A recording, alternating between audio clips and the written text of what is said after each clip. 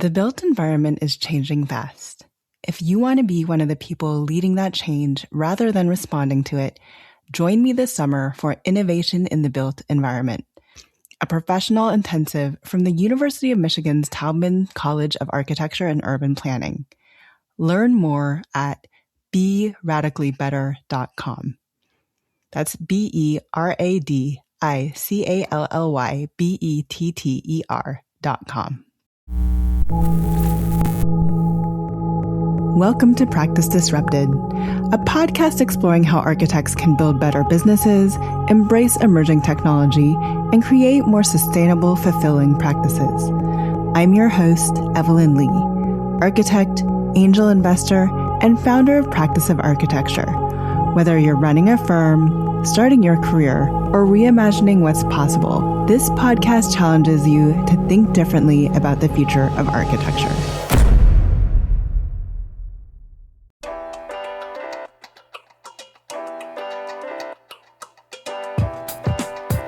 Hello, Disruptors. Welcome to this week's episode of Practice Disrupted. Season 12 has kept returning to one uncomfortable question. Is the profession actually changing, or are we just getting better at describing the same problems?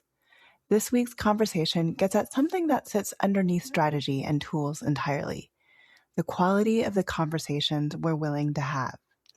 Laura Weiss is an architect who left traditional practice 3 decades ago and spent the years since building a body of work that architecture keeps needing and rarely asks for. She spent a decade at IDEO as a practice director and associate partner, co-leading the original service design practice. She went on to serve as a principal at Korn Ferry's leadership and professional development practice, and today she's an ICF-certified coach, mediator, and facilitator, and she's returning to teach at Yale. Her framework centers on 5 conversations she believes determine whether people, firms, and projects actually grow. What she brings here is a long view shaped by watching architecture from the inside and the outside. Her read on why feedback collapses in creative organizations, why conflict avoidance is a leadership strategy that always costs more than it saves, and why the profession's investment in human capital development still lags so far behind its investment in everything else, is both precise and unsentimental. Let's get into it. Hi, Laura. Welcome back to Practice Disrupted. I'm so glad to have you here. I'm great to be here. Thank you. So I haven't had you on since season 1. And before I make everyone go listen to that episode, I just want to say I often encourage people to network through LinkedIn. And you are definitely one of those people where I was looking at, like, what am I going to do next? And I was looking at architects that have gone on and done interesting things. And you had this long career at IDEO and had since moved on since then. And I reached out and asked for like a coffee. And I said, I remember thinking, this person's never going to get back to me, but you did. I like to get back to people promptly. And then I got you more involved in the AIA, and we've pulled each other in different directions ever since. Yeah, you're a great connector for sure, Evelyn. Good person to know. Well, thank you for that. I know I've had a few frantic calls to Laura over the course of my career saying, like, what do I do about this? So why don't you tell people, or the audience, what are you doing right now? Currently, I guess what I would say is that I am an ICF-certified coach, so a leadership and executive coach. I'm also a professional mediator and a highly experienced facilitator, designer, and educator working with organizations who seek to strengthen the leadership capacity of their rising talent. And I do that sort of in 3 specific ways. As I mentioned, I do individual coaching, one-on-one coaching, and some 360 assessment work. I do conflict coaching. Sometimes I call that facilitated dialogue, depending on the context in which I'm working. And then finally, I do love to design what I call learning experiences that focus on some of the things I think we'll talk about in this podcast, 5 specific conversational typologies that tend to be critical to leaders and leadership. So that's what I'm doing these days. I'm looking forward to it. When we were talking, you've built a lot of your work around the fact that transformation in an organization or a project or a career doesn't necessarily happen through strategy or a new tool. I would like to say that a lot of people talk about doing things that never actually do come to fruition. But equally important is it happens through conversations and moving people forward. So what did you have to witness fail before you were kind of ready to say that out loud as a professional?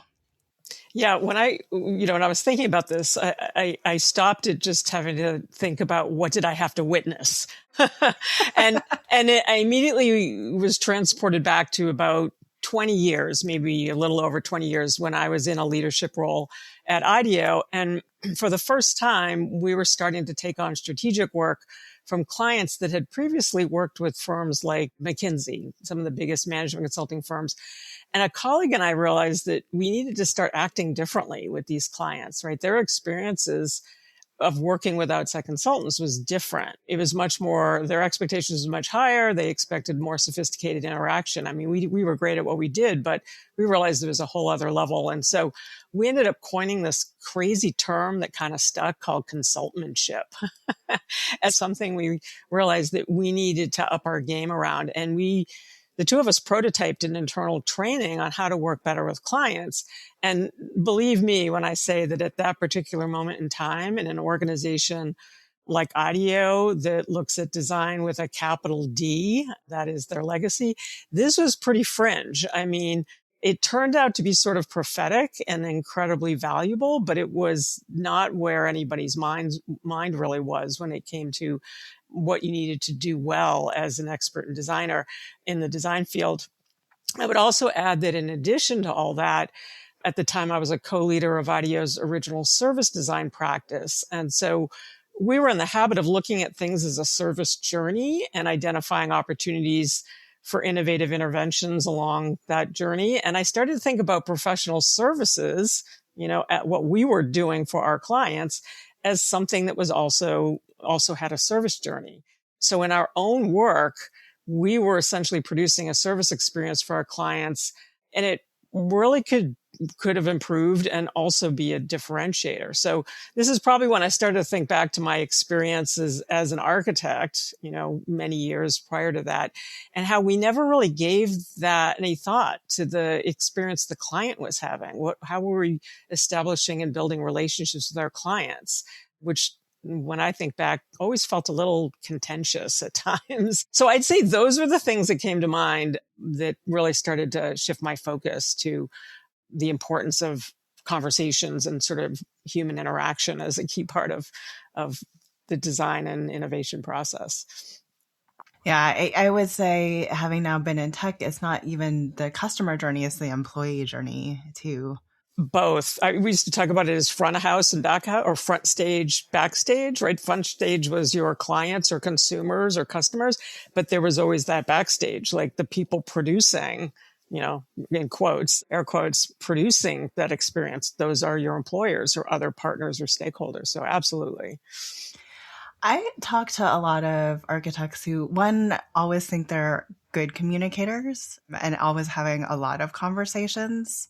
But I also talk to employees of these individuals separately, and, it's clear that they are not being given all the information that they need, or it's a one-sided conversation. So how do you begin to talk to firm leaders about communication and what it's like to have actually meaningful conversation that begins to move the needle in one direction or the other? I kind of would take a step back for a moment and share something I've discovered that's a common issue for almost every leader, like senior leaders, right? In almost any organization that I'm familiar with. And it's this: they stop working on their own growth. They've reached the top, right? Whatever that might look like in their particular organization or field, they've made it, they're done. And they rarely get feedback from anyone, nor do they ask for it. But the reality is that true leaders, the ones that it can be effective doing all the things you were just describing, are those that see themselves as unfinished products, really. They know their role is to enable others, right? We'll talk hopefully in a moment about what a good definition of leadership is. But their role really is to enable others who then, serve the business they're trying to grow together and enable those people to thrive.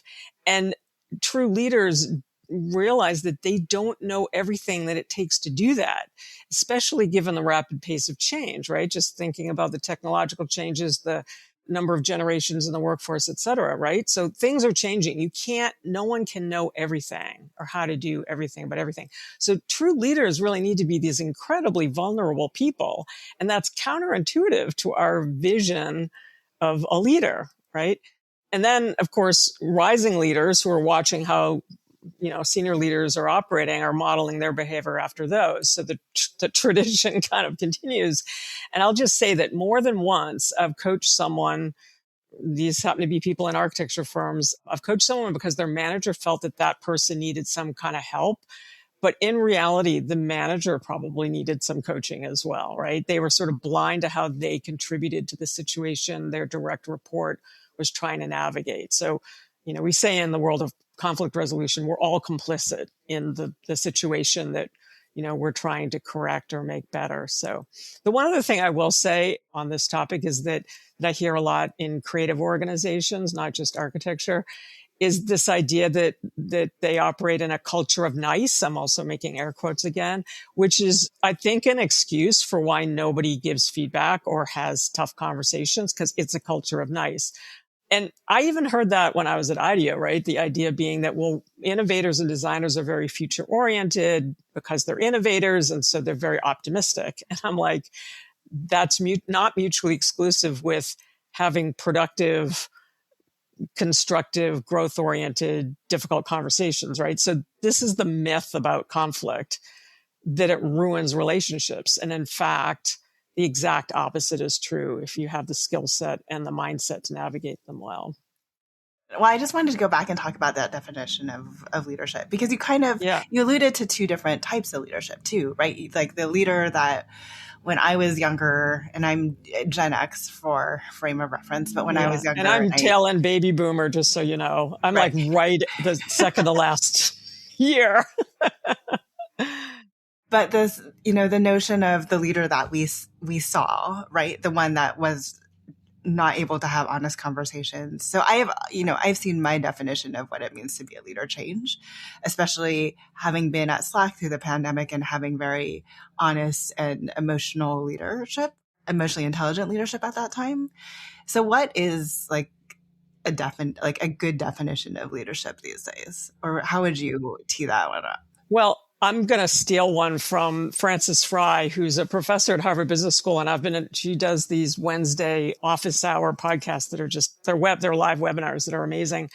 And she's got one of the best definitions of leadership I've ever heard. It's that leadership at its core is about making other people better as a result of your presence and making sure that the impact lasts in your absence, right? So it's this idea about literally enabling other people. It's not about you. It's about helping everybody get better. And then collectively, you're actually driving whatever enterprise it is you're all working on together forward. And that you don't need to be present all the time for that reality to take effect. So that's my favorite definition. You're saying that out loud, and I'm just thinking to myself the amount of architectural leadership that have put their names first and forefront on their firms, and what is that representative of from a leadership perspective? Yeah, an interesting test of that. Well, first of all, I think, and this will come up in other ways, that ego is gets naturally cultivated as part of just being in an innovative or design field. That doesn't mean you need to lead with that ego. I also think an interesting test of the, name on the door is what happens when that founder is no longer with us. There have been some notable deaths in the architecture world this past year, very well-known brand names. And it's interesting to see what happens to the firm. Does the firm succeed without missing a beat when that person is not there, because they've set up an organizational structure and culture that can succeed without them. That's the leadership when you're absent, not present. And I know others, so there are some that have, and I know others that have, as a result, have been acquired or have had to close down. And there could be economic reasons for that as well. But I think, it's interesting to look at what happens when the person behind the name on the door is no longer physically present. But I was thinking about how to translate this conversation from like an overall leadership conversation to talking about like the 5 conversations in this arc of the project. Because earlier you talked about, and I believe this, like I definitely believe I am a work in progress on so many different levels as as an individual. I'm learning a lot about just learning to love myself again, and as a mom, and trying to figure out what life after AIA presidency is and where I fit into that leadership trajectory.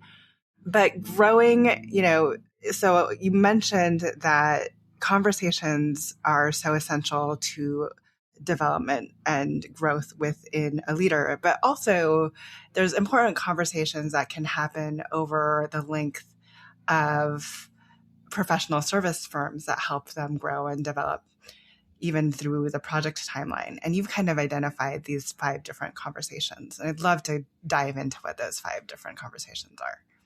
Yeah. So I'll start maybe with a little bit of background. Yeah, the idea of the 5 conversations started to take shape as I was gradually getting involved with talent development, right? I'd sort of come out of this world of being on the design side and then being in the world of, for 20 years in innovation and innovation strategy and specifically service design. But I started to take much more interest in, what it took to be a leader in those efforts, right? How to actually develop the talent to do these things and, quite frankly, make change happen in the world, positive change. So I was getting involved with talent development initiatives, and I started to witness, traditional training that seemed to be mostly delivered sort of out of context, right? People would go to these sessions and you'd learn about things like public speaking or, executive presence or whatever it was. And I started to think about what it would take to build skills in the context in which they would be most likely to be useful and applicable. And naturally, coming out of mostly time spent in the professional services, the context or the vehicle for delivery is a project or an engagement. So I came up with, I don't remember exactly how the 5 sort of coalesced, but it became clear to me that there were 5 distinct conversation types that capture the most critical skills or utilize the most critical skills across the timeline of a project or an engagement that actually contribute to driving growth. And so the layout of this, we've talked before about sort of this has a graphic, there's a graphic associated with this. And the layout is actually based on a tool we used a lot at IDEO called the mood meter, which was essentially a horizontal timeline above which is another horizontal line. And on the upper side or just above that horizontal line is like a happy face or the sunshine. You can use different icons. And below it is the opposite, is an upset face or, lightning bolts coming out of the clouds. And the whole idea of that graphic is that it recognizes that over time, specifically over the time frame of a project or an engagement, we will engage in conversations or experiences that are alternately fun and energizing, right? Things that we would map above the line, and those that are not, quite frankly, and those you map below the line. But we're going to have all of them, right? You can't just avoid the below the line situations. There are going to be times when things happen, right? So we would actually use this technique to set expectations for our clients at the start of a very, ambiguous design project and with people who weren't familiar with the design process. And it always worked because it set their mind at ease, especially when they realized they were about to, or they were starting to encounter something challenging in the process of working with us. And it was okay because they were on par with other clients, right? We had told them, yep, this is going to be the hard part. But sometimes they'd be doing great. And then they're like, we're better than other clients. So it worked brilliantly, right? So I just always loved this structure, and it lent itself really nicely to mapping these 5 conversations. On a completely unrelated note, I would want to add that this tool is also used in coaching. I've used it, and colleagues when I've used it, to discover personal values, because you can map a week in your life or your entire life. There's a tool called the Lifeline, which is, because you're recognizing, when things have been going great, when you were energized, when you were not. So this is not a unique tool. It appears in different ways. In the case of the career, it's more diagnostic. In the case of the 5 conversations, it's more descriptive. I can just see clients saying, we're doing so well. We managed through this rough spot. We're awesome. We worked with a lot of what I'd call type AAA, like highly competitive and insert like financial services and telco and areas where like that was the culture, right? So if you could make them feel good, it worked for everybody. Yeah. So before we dive into kind of what those 5 conversations really are, I feel like architects always set themselves up differently for whatever reason. So like, for instance, you just talked about financial services. So I'm just like, inevitably there's going to be that leader partner that was just like, oh, well, architecture professional services are different than financial services. How are these 5 conversations going to work for our body of work?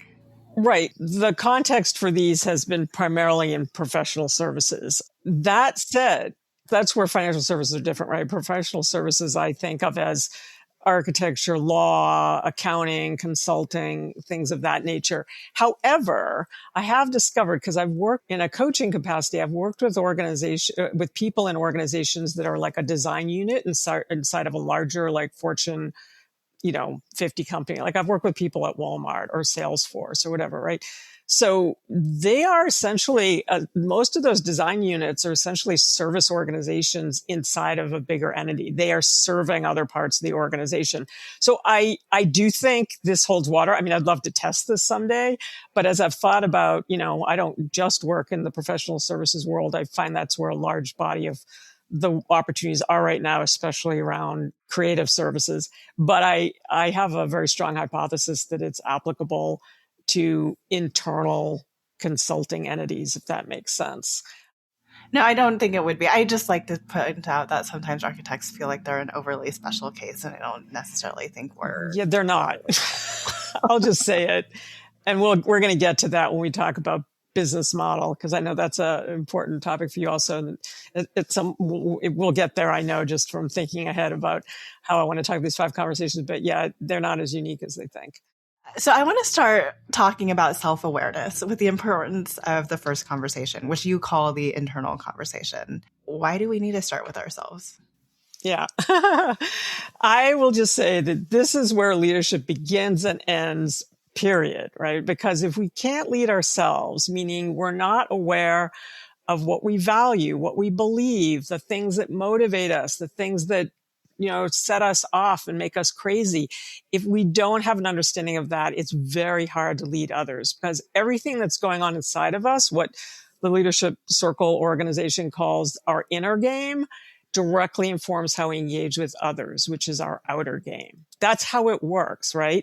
We can ignore it, which is, a lot of people, unless they've gone through coaching or they've done some kind of, programming or had some kind of experience where they really do build that as self-awareness and understanding of essentially what you could call their own internal operating system, right? An iOS, just like a piece of software. If we understand that, we get a great deal of insight into the most impactful development opportunities for us. If we don't, we can still be successful. There are a lot of leaders out there that are successful with complete lack of self-awareness. The problem is you will forever be feeling like your work is an energy depleting struggle. That's the difference.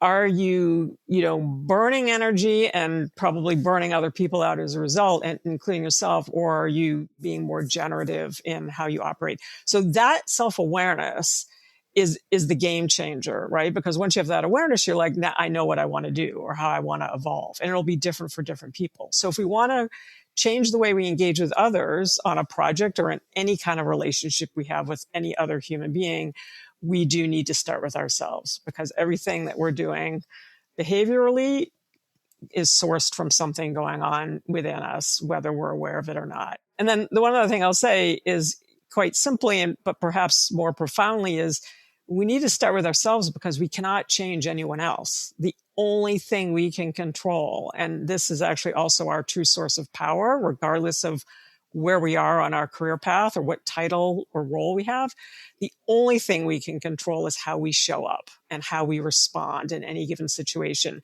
And when I first sort of got that insight personally, I was like, wow, your ability to do that comes from knowing who you are and, what you're here to do, or what, you're being motivated or driven to do. So you cannot control other people. You can only control yourself. You can influence other people. That's a different topic, which we'll get to, I think.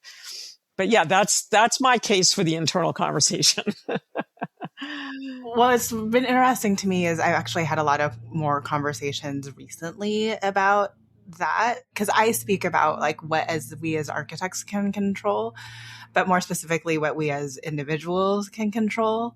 And that even being a parent, that even comes down to my children. So I've tried to internalize that a lot more and understand what it means when it comes to what I can and can't have control of, and what it means to influence. This is why you have to let like kids make their own mistakes, right? Because that they figure it out. We're all, at the end of the day, I always say, and this comes up with the topic of feedback, which I know we'll get to in a moment, but if you're just telling people what to do, they might do it because they feel that they're under pressure to do that, or there's some dire consequences, but you're not actually motivating them to fundamentally change their behavior. Like that, telling someone to do something as a directive is really only useful in an emergency situation. Like with your kids, if your kid's going to put their hand on a hot stove, right? But if they're going to I've heard stories about people whose kids want to go out and wear shorts in the middle of winter. You let them do it, and then they're going to figure out, yeah, shorts in the winter. It depends on when you live. Like in California, that works. On the East Coast where I am now, not so much. That's maybe getting into the conversation about feedback and how you actually do compel people to want to change. I feel like we could spend a whole episode on every single conversation. So, but before we do, let's move on to conversation 2, which is a developmental conversation. Do you want to tell us a little bit more about that? Yeah. So the developmental conversation is all about giving, requesting, and receiving feedback, and in a way that actually develops people over time, right? So I'm specifically talking about developmentally oriented feedback. And by the way, back to the graphic of the 5 conversations, the conversation number 1 and this one, conversation number 2, traverse the entire, like you don't stop doing either of these over the course of a project. I mean, the internal conversation goes on forever, but feedback is something that could happen at any point in time. So, I already mentioned the culture of nice concept, and I didn't come up with that, by the way. I had at least 3 different client organizations all use that term. So there's something out there, and I don't think they're all talking to each other. I think they're all saying, this is why feedback's hard for us. The reality is that feedback is hard for all human beings, because when it's delivered and then received poorly, it actually triggers our natural threat response, right? Feedback directly challenges our identity, right? Our sense of self, or where we think we are in, our place in the world, or our place in this organization, or our place on this team, or our place in this relationship. And, it's not, of course, a physical threat that we're responding to. It's more of a social one. But here's what's so interesting as I learn more and more about the neuroscience behind all this. Our brain doesn't know the difference, right? And so when you think about it, when we were all living in caves back in prehistoric times, being rejected by our tribe probably meant we would die, because the tribe was our source of safety and food. And so negative or,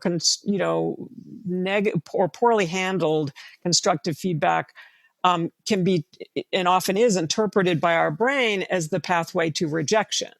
Our brains have not evolved all that much. They still function essentially the same way. And yet we're in these radically different circumstances in our lives, right? Where we're not being threatened by the proverbial saber-toothed tiger, but there are social threats constantly that we need to navigate and be aware of. So I equate, feedback. I talk about feedback as being conflict. It's conflict adjacent, right? Because it triggers the same response in us as if we were being, in direct conflict with someone. So the solution, without getting too far into solutioning, but just touching on a little bit, I've actually developed a whole workshop on this now, because the solution involves reducing that threat response by reframing feedback as an opportunity for learning. And I actually, in reviewing patterns across all of the coaching I've done over the years, I actually discovered there are 4 hurdles that need to be cleared, and they need to be cleared in sequence to give feedback successfully. Receiving feedback is a whole other art form, but they're kind of two sides of the same coin. And this could be a separate podcast, right? Because it's, delivery, clarity, remedy, and accountability. And what's interesting is the first two, delivery and clarity, are all about co-discovering what the issue is and getting, aligned on that. And the last two, remedy and accountability, are about co-creating the way forward. So instead of telling your kids or whoever, you must do this, that's not co-creation, and therefore you're not necessarily addressing what that person values. So what's so interesting about this to me is that it has the potential to transform what is typically seen as a dreaded event about performance feedback into and something that happens. I use the word event deliberately because it's like your twice a year performance review or your quarterly whatever, and transform it into a continuous conversation about growth. That's when it becomes more about learning and less performative. So feedback to me is fascinating. The interesting thing about that is, and I had a boss, and I had to have an honest conversation about a boss about this idea of continuously learning because there was this feeling that the goalposts kept getting moved. So it's like, am I so bad that I'm continuously failing in a way because I'm continuously learning, but I felt like I wasn't learning fast enough, or I wasn't. So how do you kind of create that balance? This is the co-discover and co-create, right? Because oftentimes we're not in alignment about, well, what's it going to take for me to, like, a lot of times this is an issue with promotions and people who don't get promoted and who are completely flabbergasted. That should never be the situation, right? Someone should never be surprised that they don't get promoted, because if they've had a truly collaborative, ongoing conversation about growth with their people manager, whoever it might be, it should be clear what they need to do. And then if they're not hitting that mark, it should be clear what they need to do next. Now, there's always going to be a limit to how much, at some point it might be, this isn't the right role for you, or this isn't the right organization. But rarely do I hear about that cycle. And it is a cycle, right? Because you need to get clear on what either is holding you back or what you're not doing enough of or not doing yet to move you forward. Identify ways in which you can actually accomplish those things. It can't be just like, good luck, Evelyn, you need to get better at coding or whatever it is, right? You need to code. That's the co-create. And then the accountability piece is like, you need to circle back and see how it's going, which leads you back to it starts that iterative cycle again, right? Because you're delivering a new piece of feedback or an update. And so that's why none of this should ever be a surprise to someone, because at some point it's either going to be clear that they're advancing or clear that this isn't working.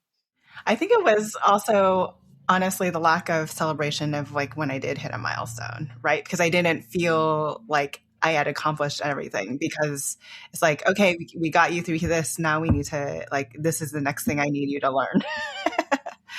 Well, or again, this could be the art of asking for feedback. There's research that shows that, in fact, organizations where that is a common part of the culture, where people ask for feedback, outperform every other kind of organization. And you can kind of understand why, because if people by their own volition are trying to get better, and you've got managers or bosses or peers who want to help you and vice versa, you would never be wondering that question you just asked, like, what do I have to do next? It would be, you would either be able to ask for it or someone would offer it to you. Talk with us about the third one, which is an exploratory conversation. This is where I'm going to be a little bit provocative with you. So this is the one that I identified is all about working with clients, right? Which I realize is not something any of us really learn how to do in design school, but is so critical to the business model, right? So this really is back to the idea of having a service mentality, which again, I spent a lot of time in after my time in architecture, because I was doing service innovation. And this is where I will respectfully challenge some of the rhetoric around the business model of architecture being the problem.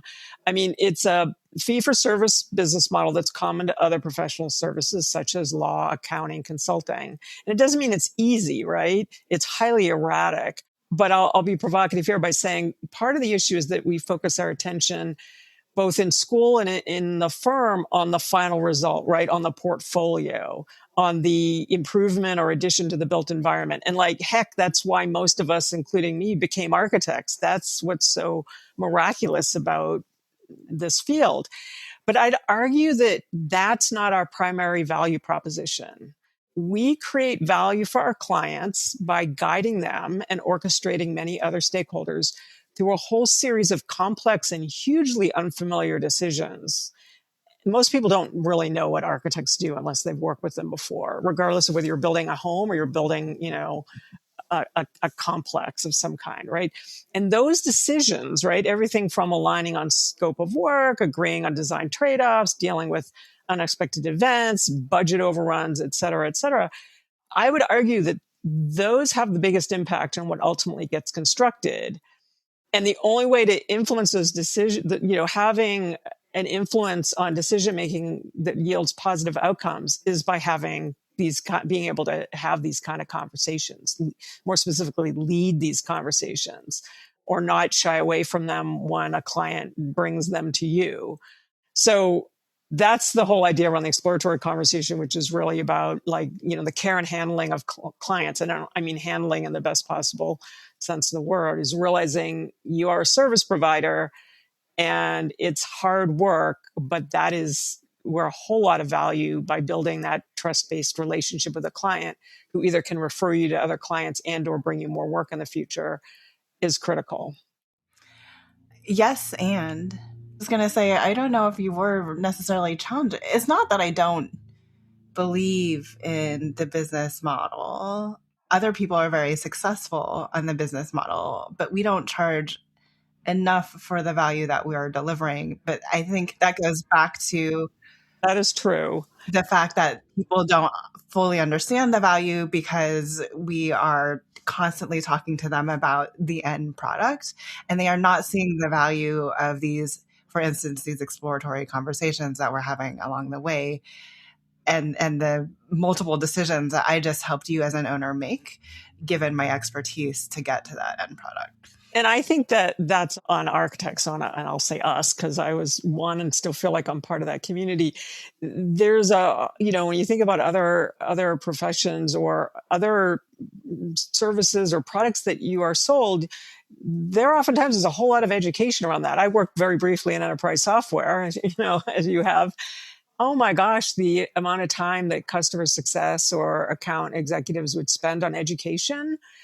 I mean, there was value in that. It wasn't just sales. So yeah, again, a whole other conversation. I guess I agree with you. It's a yes. And I think there's a lot of value to be unlocked if we paid more attention to the service side, not just the product side of the architectural profession. You just kind of made me think of a whole new product. What if we could begin to quantify the value of the answers that we give to our clients over time, if that makes sense? Because I feel like they get an invoice and they see schematic design, design development, CDs, and they're like, what part of I have? One, they're missing out on the whole collaboration, but two, they're missing out of this is why I needed Evelyn, this is why I needed my architects to help me through these, if they are just seeing these very static kind of line items. Anyways, I totally digressed. Yeah, another conversation, totally. But let's move on to conversation 4, which is the generative conversation. Yeah. So this is another one of these universal truths, I believe, in most organizations, is the useless meeting.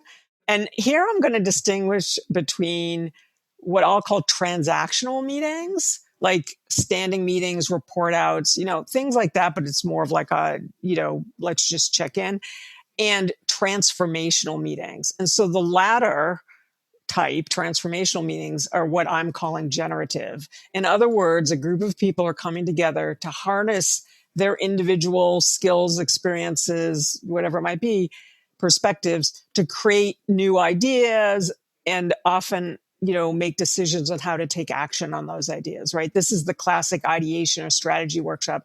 It is generative because you are creating new knowledge and new information together.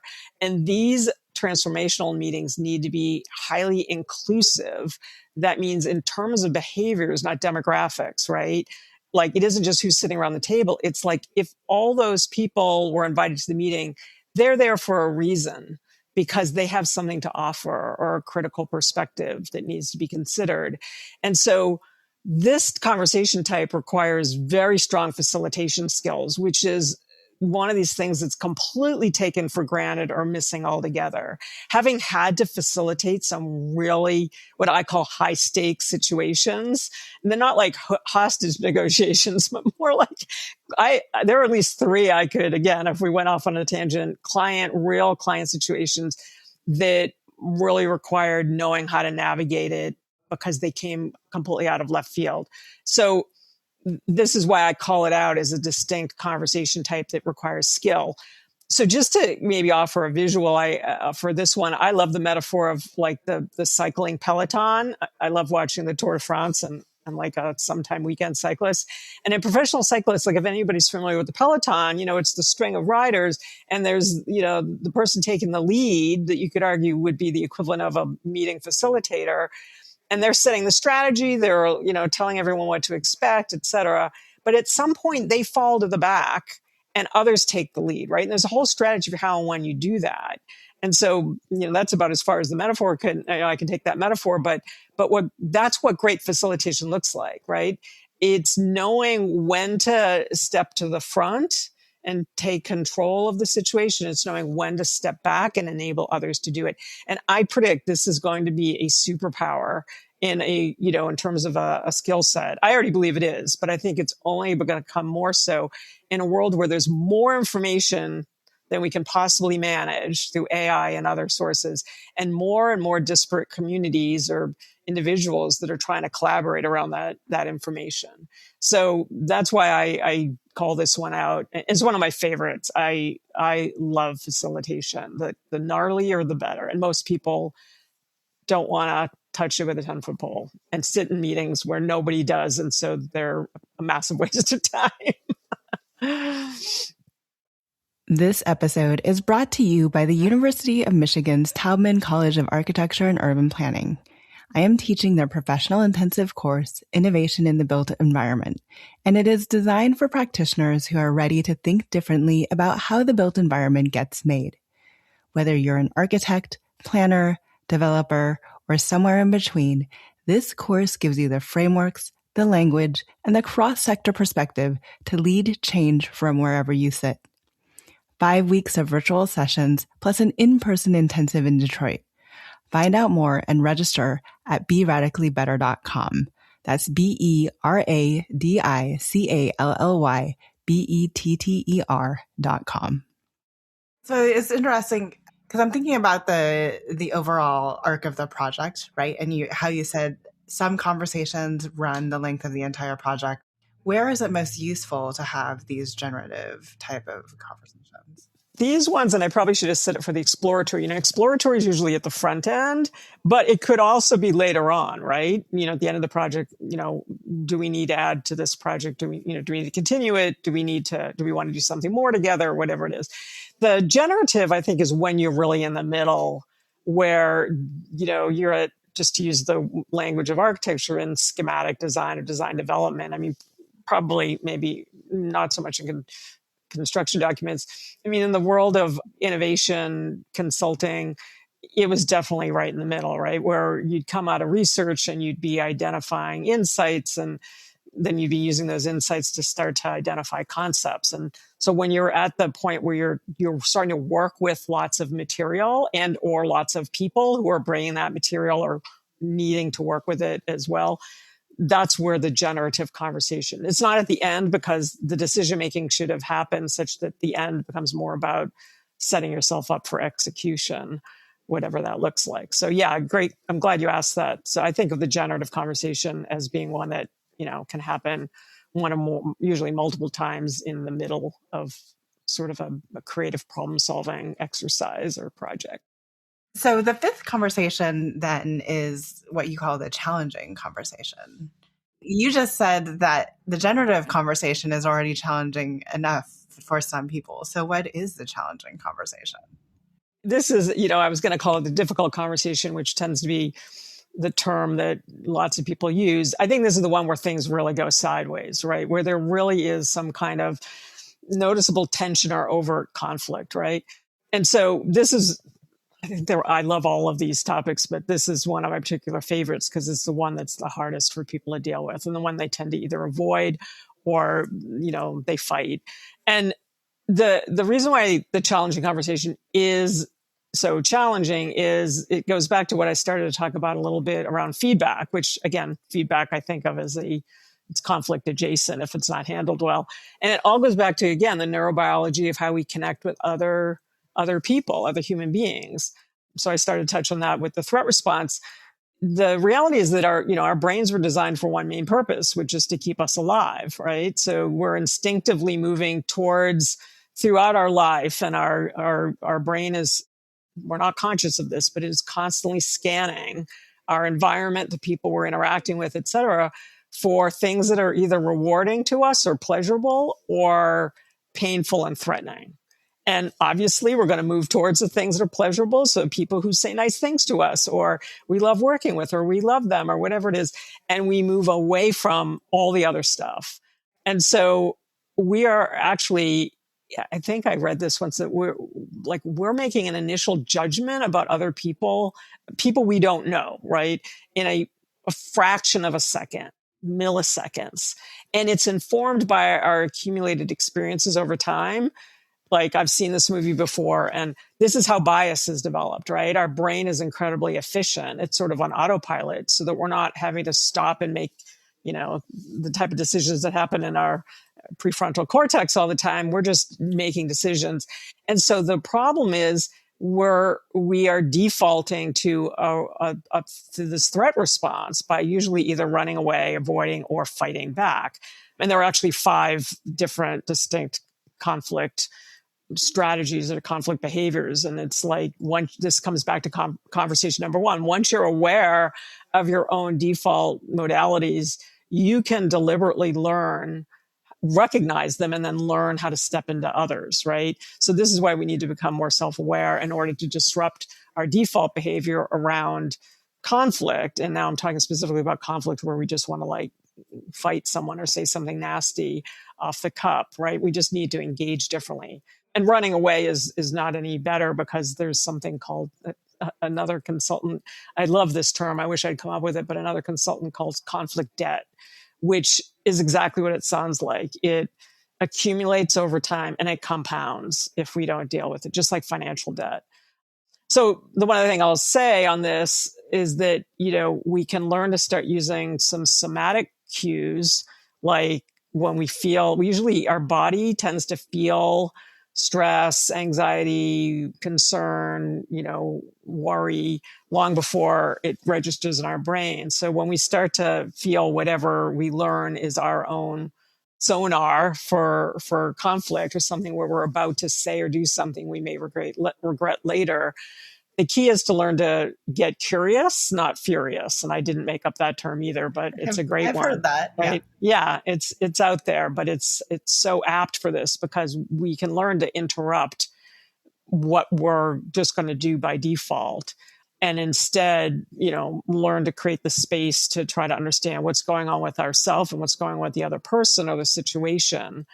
And just one thing I will offer, because this is, again, a whole other skill building activity, is one of the fastest ways to de-escalate anything is to just learn to pause, like throw a wedge into that conversation. And just, if it's a situation where you're talking with another individual, is to reflect back what you've just heard them say in a way that's non-judgmental, and may even have like a question attached to it that's around what you think you're hearing or seeing or sensing them, that they're trying to tell you, right?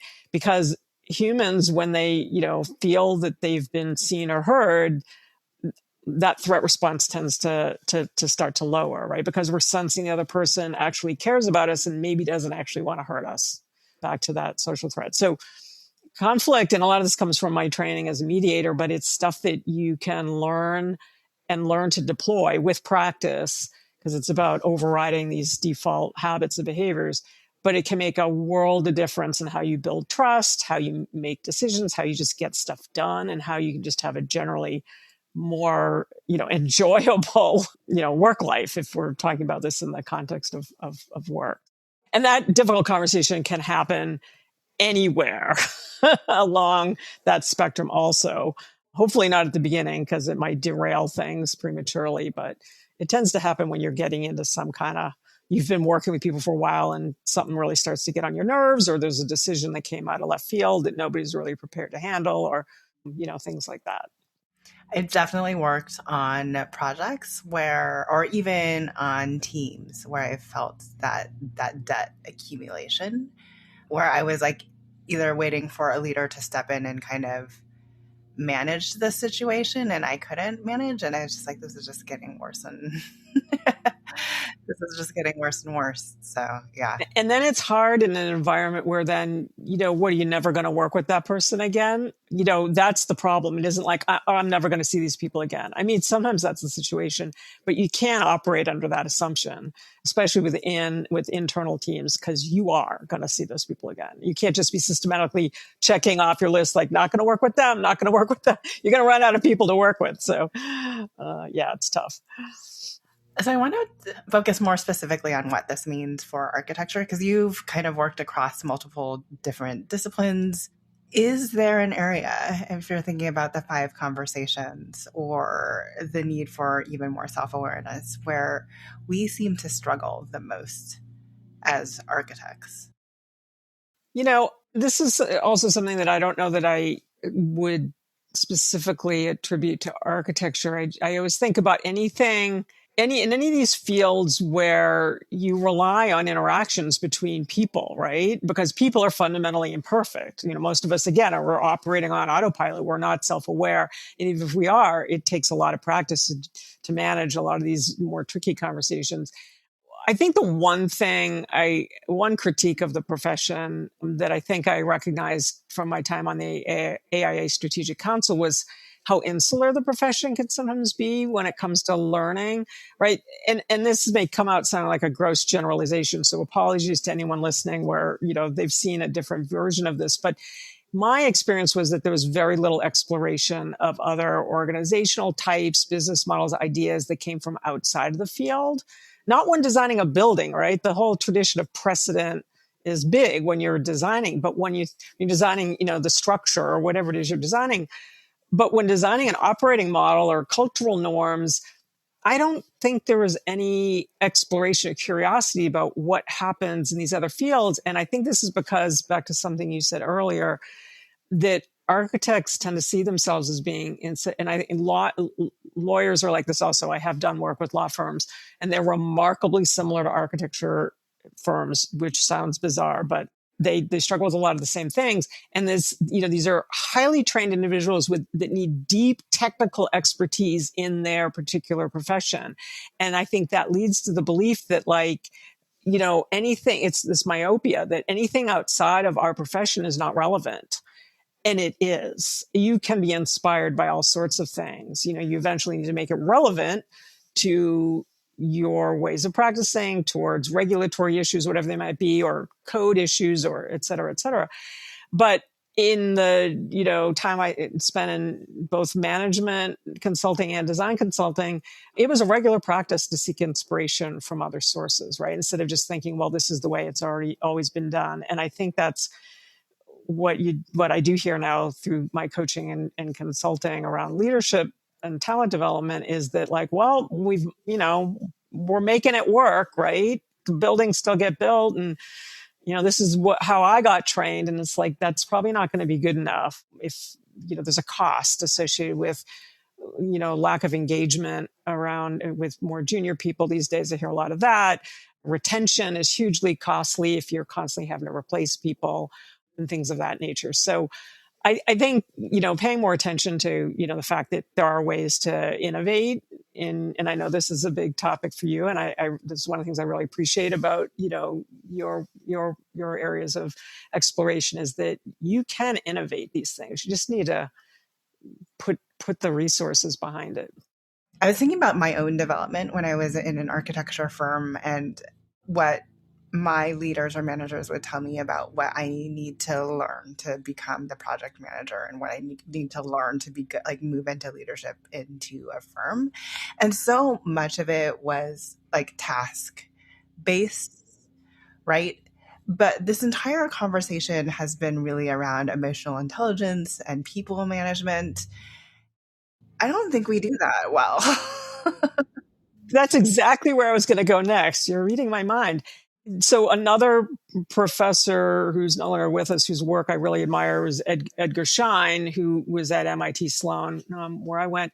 And he distinguished between relationship-driven leadership and transactional leadership. So what you were just describing is transactional leadership, right?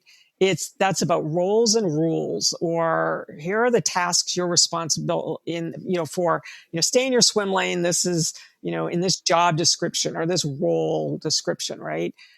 Relationship driven leadership is what he's a proponent of, and it aligns with that Francis Fry quote I said earlier about leadership is making other people better, right?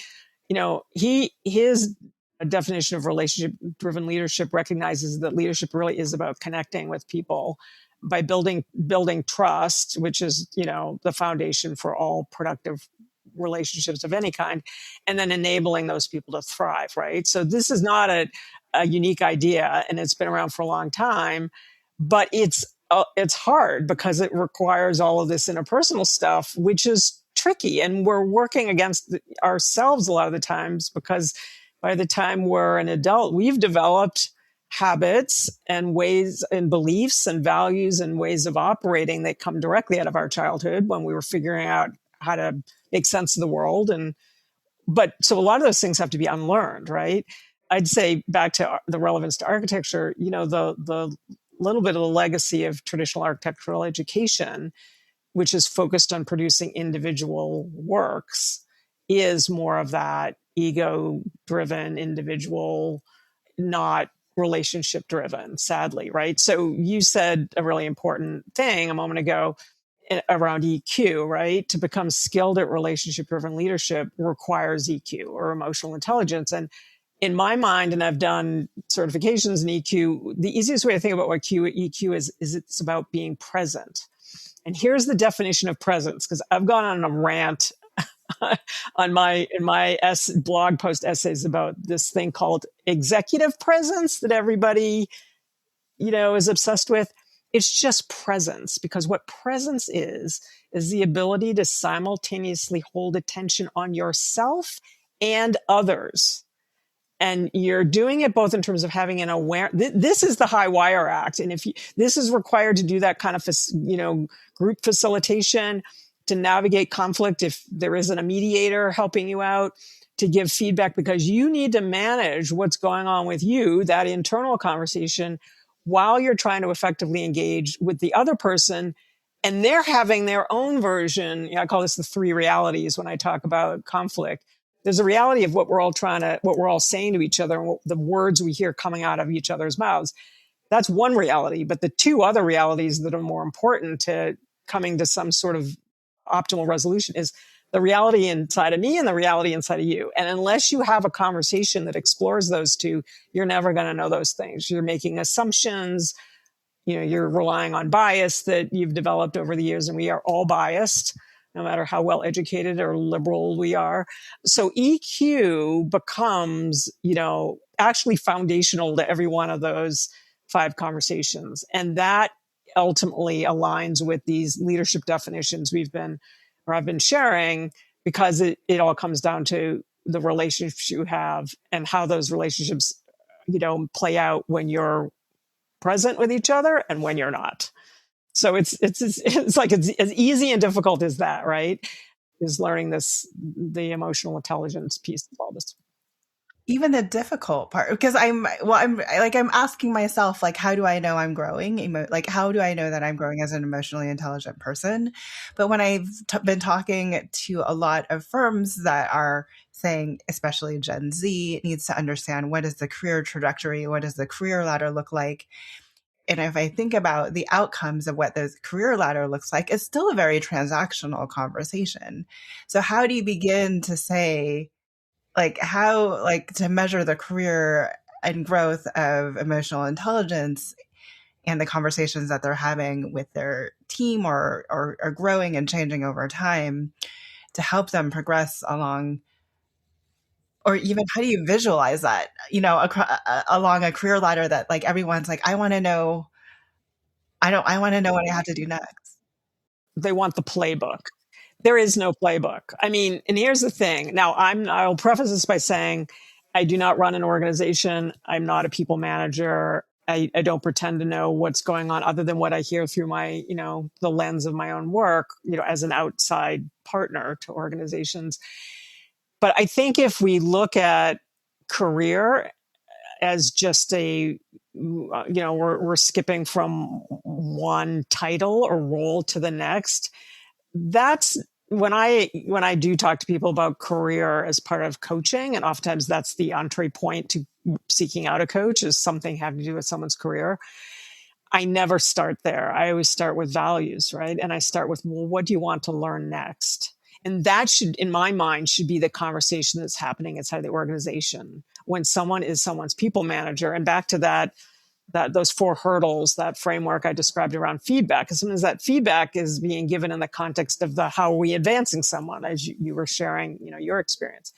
So you really need to be thinking more in terms of, like, what really motivates and energizes people. This doesn't mean you're making up your job trajectory as you go along. It means understanding those things so that they can be aligned with wherever you are right now and where you want to go, right? Not starting with what are the 5 magic check boxes I need to check off, or 5 major tasks, or I need to get licensed, or whatever it is.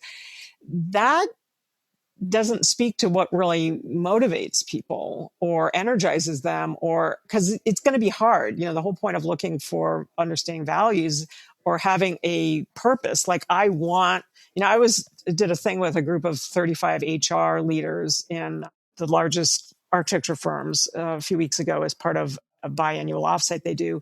And, these are senior people, and for some of them, they want to become a CHRO somewhere, right? And so, getting there could be really hard. And so knowing why you want, what are the values behind serving in that role that makes that role interesting to you is going to be a key part of staying motivated when things maybe get difficult, right? When maybe, my promotion is now being delayed, or they need me to focus on something else, or whatever it might be, right? This is true in any role you might have inside of an organization. You need to have a lot of conviction about why you're on that path, as opposed to just like, well, it's because somebody told me that's the paint by numbers approach to, to moving forward. That's not going to keep you engaged when things are tough, right? You really need to have sort of that eye on the prize, and that prize has to be something you've defined as important to you, not because someone told you this is what you need to do, or this is what's important to you, or should be important to you, right? So I don't know. I feel like I went on off a little bit of tangent there, but I think the conversation around career pathing, in my personal opinion, should look really differently than the one you were describing. Like, what's the playbook? And now I also understand the need for transparency, and I'm a total advocate for that, right? Like, people who are like, I don't even know what I do after the role I'm in, or, the people I tend to coach a lot are the people at that critical inflection point where they were a really talented individual contributor, like an amazing designer, let's say, if we're talking about an architecture firm, and then they've been promoted to being like a frontline manager, or someone who now has responsibility for other people and or a part of the business, right? And it's like somebody just hands them the car keys and say, yep, you're going to do this now. That requires a lot of conversation, a lot of transparency about what the role is really like, and are you ready for it, or what does it take to get to that role? So this is going to become an issue with firms that haven't done any kind of succession planning, or all of a sudden realizing, we've got partners or founders that want to retire and our bench strength is not there. And even when they do think it's there, I don't think they've realized what they have or haven't told the individuals Yeah. below, which is equally as scary. Just because I've been talking to a small firm owner who recently transitioned into ownership, and they're like, I had no idea about half of the things that were going on. So exactly, this should be part of a conversation, right? That's an ongoing, it's outside of that project context that I used for the 5 conversation framework, but it's essentially a derivative of the feedback conversation. Because if you really do believe, as I do, that a feedback conversation is really a conversation about continual growth, that's the context in which where am I now and where am I going in this particular firm should be happening on a regular basis. So I want to talk about your work. You're going back into academia and working with first year students at Yale. Well, I'm just going to say, what are you doing there? And why is this so critical at that time in period of their academic tenure? It's an experiment right now, but I think it's also indicating a shift in the academic side of things. So I just wrote a blog post that went out yesterday or today on LinkedIn, because I've always had this debate in my head about where just I as an individual could have the biggest impact. Is it in an academic environment where you're free to take risks and experiment, but you don't yet have the real world context to really appreciate the impact of how you manage any of these kinds of interactions? Or do you focus on the professional environment where it's harder to take those risks, but you'll immediately see the impact of doing these things differently? I actually think it's both. But so as a result, I think you need to, if there's schools that are progressive, and I will give a shout out to Yale, because their leadership, I think the deans are very progressive around this and trying to make it work instead of an already packed curriculum, as are, all schools. I totally appreciate it, that fact. But this is when these habits start to form, right? Habits, I mean, just of how we all learn to operate in now as we're transitioning out of an academic environment into a professional one. And so just to speak directly to the experience at Yale, I created and delivered a graduate seminar back in the fall of 2021 on design leadership. It was a total experiment. It was focused on versions of, I hadn't yet crafted the 5 conversations, but essentially a lot of the skill sets that are underneath these. And it was remarkably successful, but the realization I had was that a 3-credit elective in a program like all other architectural programs that are focused on the belief that you need to do everything you can to bolster your portfolio, this wasn't going to move the needle. And that it needed to be, this is how grandiose my thinking is, but I'm old enough to where I'm just like, I don't care. I'm just going to say what I believe. It's so freeing. No, I mean, this is what I was saying to, my friends over there, was that this needs to be a required course. And more importantly, I thought something that Yale does that's really unique is they have a first-year building project. This has been going on for 60 years now, the Yale building project, that first-year students not only design, there's a very elaborate process, but they construct over the summer usually it's a single family home. It's for a real client, a community-based client, usually a nonprofit of some kind. And it's to me, it's the closest approximation to an actual client experience, because it is while you're still in an academic setting. And so my idea was that let's attach this design leadership stuff to the building project, where they can actually, because my belief, and it isn't my unique belief, but it's based on research about how adults learn and how to do learning and development effectively, is it needs to be in the context of, or in the flow of work, right? In the context of where you're actually going to apply it. So you can experiment, reflect on what worked or didn't work, figure out what you want to keep doing because it's working, and do differently the next time because it isn't. So we're currently in conversations about how to make that work. It's really difficult because there's no room to squeeze in anything else. And my whole idea is you add these 4 conversation labs, and then there's going to be coaching. it's an interesting design project into itself, but just in general, I believe this stuff needs to be integrated in a way that makes it immediately applicable and valuable and is supported by something that looks like coaching, whether it's group coaching or cohort coaching, because that's where you can not only hold people accountable, but they can do that processing of, what did I try or what did we try if it was in a team context, and what worked and what didn't.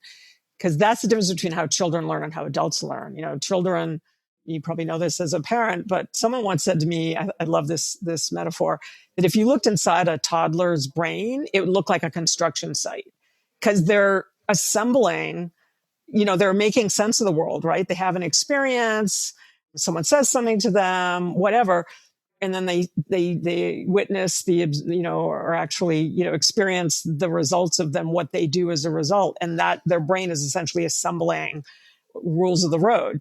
And then we don't examine those things again until we're much later in life. Usually that's why I've talked about, we need to unlearn and then relearn habits that served us quite well for a good chunk of our life. But now we're in these different situations. So, when I get involved, when I'm been able to get involved with learning and development work, whether in the academic world or in the professional workplace, it's always with an eye towards how do adults actually learn? And the programming should be commensurate with that.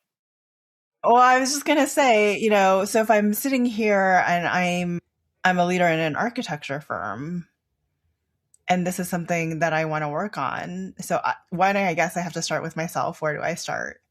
Two, how do I start thinking about what this means in the firm context? Which I think is going to be which is hard in general for architecture firm leaders who run a business where people have to be billable 85% of the time, and we don't provide professional development. Yeah, the time, that's something I'm learning also, is just having these great ideas about, the gold-plated version of what leadership and development should look like is never going to happen, right? And so I've started to think about, again, leaning on a lot of what I know from being in the world of innovation is how do you start with small prototypes? I mean, I'll just also say there's a lot out there in terms of off-the-shelf programming, right? I mean, the AIA is starting to build things. The local chapters, I know here in Boston, I've seen things come into my inbox about programming. There are private organizations like PSMJ and others, but these tend to be I think are the out-of-the-box kind of programming that addresses CCEs or CEUs. I always forget the acronym. And so those things are useful, and depends on how large the firm is also, right? And whether you need to do something at scale. I tend to position myself more to work with small to medium-sized organizations, although I have worked with a couple of the biggest architectural firms, but that tends to be around my specialty, which is the conflict stuff. But for the most part, small and medium-sized firms, which make up the vast majority, I think, of AIA membership, and probably most firms in this country, if I'm not mistaken, they don't have nor probably need an in-house L&D function or a talent leader, and they don't need things that scale. I spent a year and a half working at Korn Ferry, and that's what they did, was scalable programs for very large enterprises. That stuff's really interesting, but I don't think that's where these firms should be looking. I think what they need to do is find one or two good outside partners and pick one or two things that are going to immediately have some kind of impact, whether it's we just need to get everybody better on doing feedback. Honestly, I've actually tried to make that argument. Let's just focus on feedback. I'm not a betting person, but I would bet that would immediately, if people really committed to it and practiced it with the guidance of, an outside partner or whatnot, would move the needle and would start, then you build on top of that, right? You can do a lot of the skill building as scaffolding, and then selectively look at who could benefit from coaching, right? If it's somebody who's being identified or has self-identified as someone that wants to move into leadership down the line, don't wait until it's 2 months before that's going to happen. Start investing in that person. And similarly, even with senior leadership, I don't really think most senior leaders want to make the investment in themselves. And if they're, starting to see the end of their career lifespan, the focus should be on, I think, two areas, people who are going to be transitioning into that senior level role.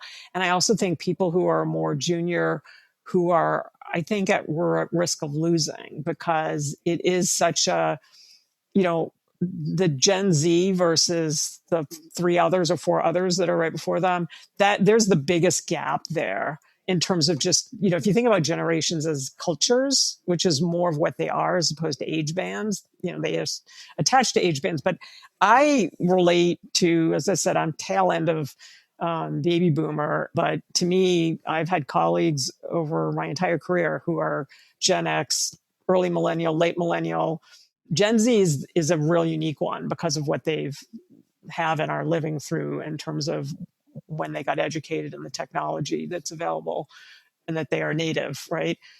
And so I think you need to start thinking differently about how you engage with those people. And I don't think it's a matter of policies. I think, people will say, digital first versus, I don't know, human first or analog first. I don't personally care what the point is. It's just you're dealing with another area of differences, which can create some friction. And all it does is point back to this need to be able to converse in a way that you figure out how to make it work, if it makes sense for, everyone to be in the organization they find themselves in together. I feel like feedback is always a good place to start. That's where I would start. I mean, conflict is too heavy, even though conflict has huge, when you think about it, you can monetize the cost of all of these things. And that's sometimes what you need to do to make the argument. I've started to experiment with that also, because the idea of just technology is the today problem that everybody thinks we need to focus on. And the human capital development, that's for tomorrow. It's the opposite, I think, because if you don't have the human interaction around the technology, which is just a tool, you're still going to have these issues, right? And so, conflict is going to be present, but conflict's too hard a place to start. And it's also very off-putting. Feedback is immediately useful and can be done, and it can be taught in a way that's not too difficult to be able to understand if you look at it as on both the side of giving and receiving. So yeah, I've started to in my ongoing, my own personal business development efforts, thinking about putting myself and empathizing with the people in the shoes of, whether it's a managing director or a, senior HR person, whoever is making the decisions, what's the thing you can start that's relatively small and manageable, but will deliver some kind of value. And then you treat it like a prototype, exactly as we did in the world of, innovation, where it's like, what worked? What were we trying to accomplish with this? How much of it worked? What didn't? What does that tell us we need to do next? And at some point you'll get to a scale, there will be a need maybe to roll out, depending on how big your organization is, at scale. But that's when you can, now you've got almost like the specifications, to use the language of architecture, of what we need to do, because every firm is going to need something different, depending on where they are in their life cycle, where they want to go, how big they are, how many offices they have. So yeah, I think you got to sometimes just start small. I say start small, but start now. If I could be that bold. And I agree with you that the problems that we have ahead are not necessarily technically driven. They can be technically enabled or resolved, but they are people driven. Exactly. It's just a tool. You talked a little bit earlier about the need for architects to look beyond themselves. I mean, what I've always appreciated with you is that you are somebody who has an architecture background, but you've always been very exploratory personally, but also career-wise, in terms of what has that background given to you in your own career path, but also what can architects take from the other areas that you're learning. So what is the thing that architects most consistently, I would say, fail or struggle to see about themselves as leaders, and what can we do to begin to correct that? Yeah, so I always want to, I wanted to preface this sort of final thoughts by saying that I left architectural practice 30 years ago, but I deliberately have remained engaged with the profession through board service, through teaching, through things like that, because I really do believe architects are some of the most intelligent and creative thinkers, in the world, right? And of course, I still love, the discipline of design. And yet I would say, what I've coached, especially younger architects, people that are within, the first 3 years out of school, I sense a sense of like helplessness and despair, right? And no sense of agency, right? I'm at the mercy of this profession that's, we're overworked and underpaid or whatever it might be. And I don't know where my career path is going. And a lot of them are ready to leave the profession kind of prematurely. And I kind of, my wish for all those people is, and oftentimes, by the way, if I'm coaching someone like that, that's when we kind of broaden the aperture and think about, opportunities for learning, not, that oftentimes are things they can pursue while they're still in their current firm. It isn't like, I got to leave. But I guess my wish is that everyone could really understand and be able to access their own sense of power, meaning that we all have power, right? We're not powerless because we're junior or we don't yet, haven't reached milestone X, Y, or Z. Power comes from how you show up and how you interact with others, right? This is back to why conversation number one is number one, right? And the way you show up and interact with other people within whatever piece of the system you're operating in, right? We operate within systems, right? And it starts with our own, as I said, that idea of an internal operating system. It starts with us, but then, a system could be a project team or just a partner. And then there's a firm or a studio and a firm, and then the client and the community, et cetera, right? So we're part of a system. And if all you do is focus on how you can grow and continue to develop in terms of how you interact within the system, you do have some control of because you're participating in it, right? This is power with, not power over. That is where the mindset should be, right? As opposed to I think of abdicating to the people in charge, right? Well, they didn't tell me what to do, or I don't know where my career is going or whatever. It's like, there is no playbook and no one's going to tell you. No one's going to give it to you. So again, I was like to say, you have power and your source of power comes from how you choose to show up and engage with other people, leveraging your talents and what you know, right? And learning how to harness this will build your influence over time, right? I heard someone say today, don't let the decisions of others influence your life trajectory, right? Because you're going to get rejected from stuff, or, someone's going to give you terrible feedback that was completely useless. If it's good feedback, then, figure out make sure you understand it and figure out how to work with it.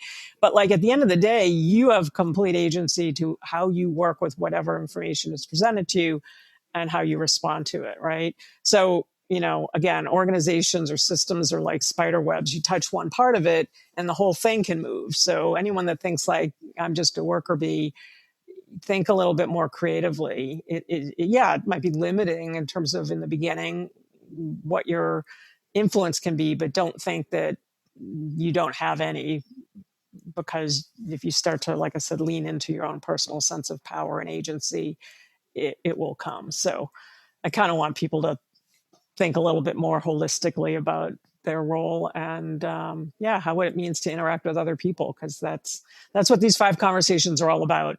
And I guess I would just append to that I have felt just as helpless as a senior leader in an organization as I have a brand newly graduated individual entering the profession. So I feel like that is good advice for everyone. This summer, join me for Innovation in the Built Environment, a professional intensive from the University of Michigan's Taubman College of Architecture and Urban Planning, built for practitioners who are ready to move from thinking about transformation to actually leading it. Learn more at beradicallybetter.com. That's beradicallybetter.com.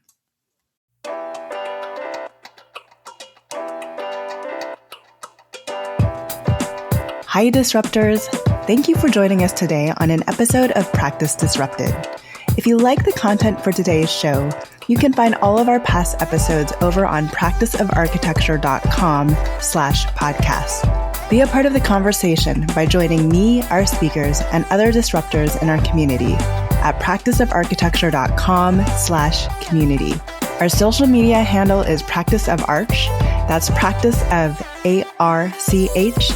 We'd love to hear from you, so feel free to drop us a DM and say hello. Tune in next week for a new conversation on change in the profession.